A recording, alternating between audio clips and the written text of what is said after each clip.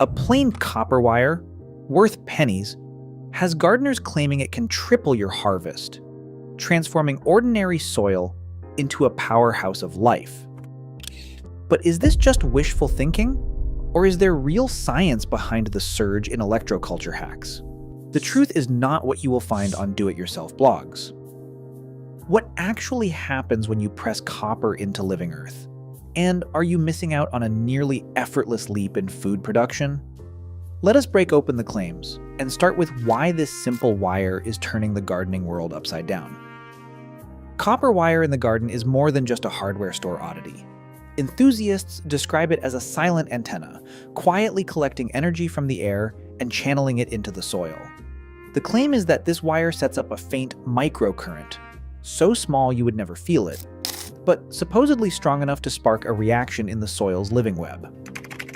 Soil biologists like Elaine Ingham point to the rhizosphere, the microscopic zone around plant roots, as the real action center. Here, bacteria and fungi trade nutrients, break down organic matter, and send signals to roots. The theory goes like this: a copper wire nestled near the roots might nudge these microbes into overdrive, boosting activity and making nutrients more available to plants. Proponents say you can spot the effects with the naked eye. Roots grow denser, leaves look richer, and compost breaks down faster. It is a story that borrows language from both radio towers and natural ecosystems, suggesting that a single wire could act as a bridge between the energy in the air and the biology underground. But to move from theory to proof, the next step is to see if these changes show up where it matters most, in the garden beds themselves. Start by picking up pure copper wire. Look for 14 to 18 gauge, which is sturdy enough for garden use but still easy to shape. Cut lengths about 40 centimeters long. For pots or small beds, form the wire into a loose loop or coil about 6 to 12 inches tall. For larger beds or around trees, use longer pieces and bigger loops. Push each loop or stake into the soil so it stands upright, with at least half its length below the surface and the rest exposed.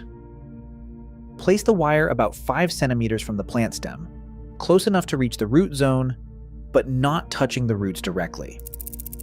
In raised beds, space wires every 2 to 3 feet.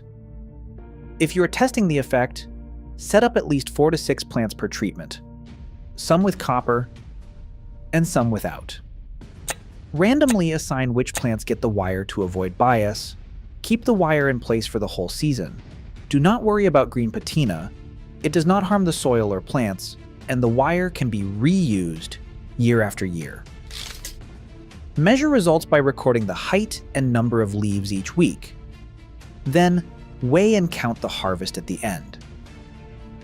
Linda Chalker-Scott's checklist for a fair trial includes random placement, enough replicates, consistent soil and watering, and honest record keeping. This approach lets you see for yourself if copper wire makes a difference in your garden. Results from controlled university trials bring the copper wire claims into sharp focus. In a recent study, researchers set up side-by-side plots with and without copper wire, using randomized placement and weekly measurements. The outcome was clear. No significant difference in growth, yield, or leaf health emerged between copper-treated and control plants. Crops like mustard greens, kale, beets, and turnips grew just as well without any wire at all. The only minor effect appeared in turnip biomass, but it was inconsistent and did not show up in other crops or with exposed copper. These findings suggest that passive copper wire, when simply buried or looped near roots, does not produce the dramatic results often promised online. Soil safety comes down to copper accumulation. According to Rufus Cheney, a retired USDA soil scientist, copper levels should stay below 20 parts per million on a DTPA soil test for garden safety.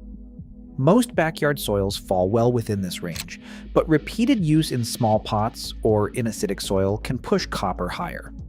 Annual testing is the gold standard, especially for container gardeners reusing the same soil. While copper mesh can block slugs and snails from crossing a barrier, a buried wire loop has not shown the same effect. For gardeners, the checklist is clear: monitor copper levels, test occasionally, and do not expect miracles from a single wire. The real value may lie in careful observation and honest record keeping, not in hype.